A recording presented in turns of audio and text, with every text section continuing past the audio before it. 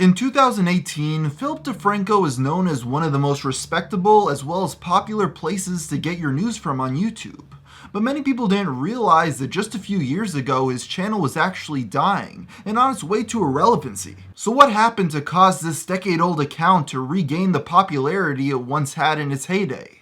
Well, to understand all this, we'll first have to take a look at its history. Phil started making videos all the way back in 2006 when the site was just getting started. He made basic vlog videos talking and joking about whatever he wanted, and this was all you needed to do in the early years of YouTube to get some attention, since there was little competition. As the years went on, he was actually one of the people to pioneer using very sexually suggestive thumbnails that often had a small amount to do with the actual video. While many hate this practice, it did work for him. In the early years, he was in a very small group of elite YouTubers that were taking over the world. Since he was one of the first big YouTubers, he was offered a lot of projects by big companies trying to cash in on this internet thing.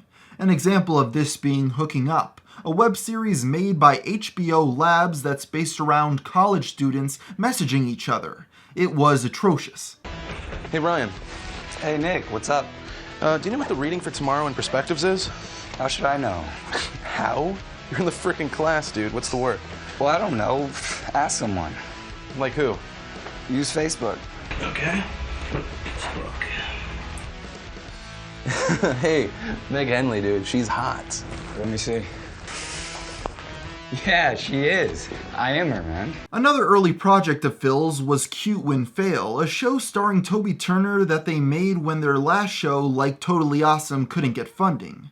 Cute Win Fail was sort of like America's Funniest Home Videos for YouTubers, and it was pretty successful while being made. Probably the most successful of his side projects, however, was the channel SourceFed, a YouTube-funded channel with daily videos discussing a whole slew of topics that would be appealing to its young demographic. Even with all these side projects, he was still mostly known for the Phillip DeFranco Show, where by the 2010s he started to report on events that mattered to him, or at least he felt would get views, oftentimes involving celebrity gossip. This was an era on YouTube that I'd say was at its height in 2010, where the top creators were always, and I mean always, making videos about Miley Cyrus, Justin Bieber, and Selena Gomez. They were the three go-to individuals to place in the thumbnails to hopefully get millions of clicks, and Phil was at the forefront of this. Trashy tabloid-style reporting on YouTube was really big back in the early days, and I'm not exactly sure why. Back then, celebrity gossip channels were king, but as the years went on, they have subsided. I can't say for sure why this is, but I do have a very good theory. Back in the day, if you wanted the big teenage viewer base on your channel, you'd have to talk about things that interested them, which included Miley Cyrus, Selena Gomez, and Justin Bieber.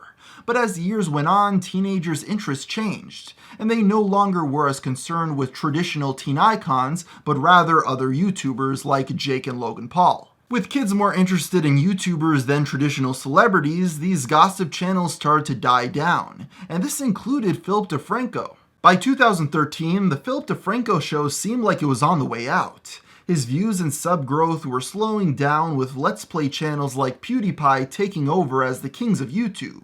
Something needed to change, but it would take some time. For 3 whole years, it looked like Phillip DeFranco was on his way out.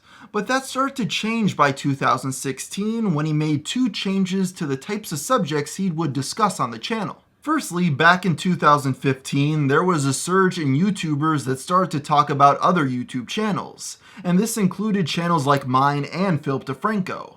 The internet had reached a point where creators were worthy of being discussed in detail, and his show started to report on these very cases. From Keemstar to Daddy05, he slowly became the most trusted person in the community to talk about the ins and outs of the platform, with many of the bigger incidents he reported on helping him once again regain his title of one of the biggest creators online. Secondly, he started to put more time into reporting on serious political and social issues on the channel, and he began doing so at a time when distrust in the mainstream media started to emerge. With Donald Trump and many others throwing around the fake news label onto established outlets like CNN and the New York Times, many started to become more skeptical of their credibility. Now in 2018, instead of reading a newspaper or watching the news, there are millions who gain information on what's going on in the world from people like Philly D, and that includes myself. Seeing how some journalists act on Twitter, I've become concerned with the credibility of the mainstream media.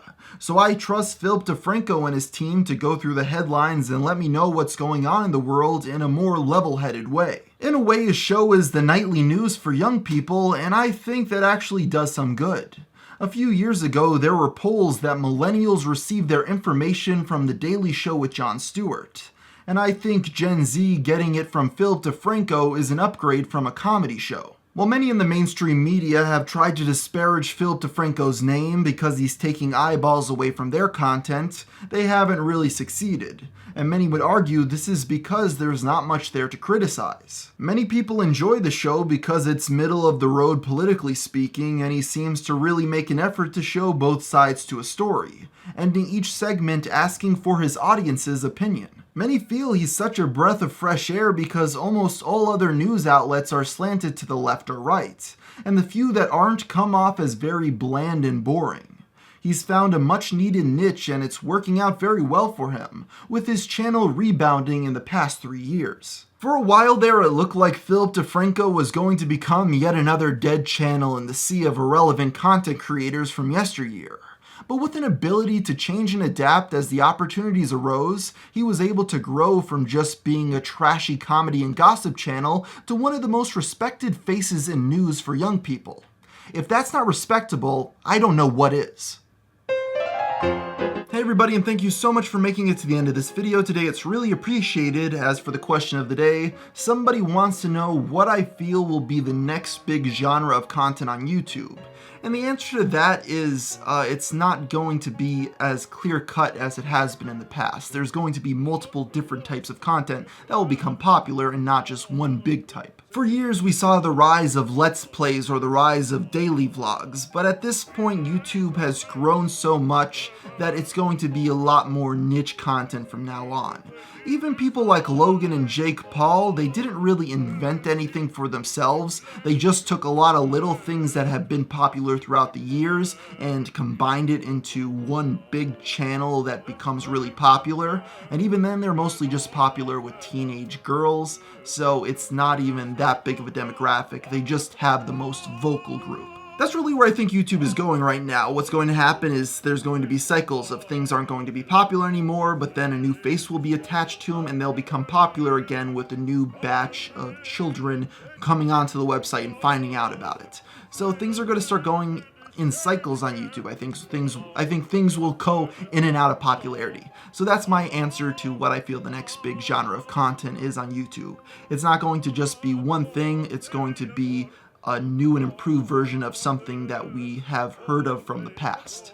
So I think I'll end the video right here, and until next time, thanks for watching.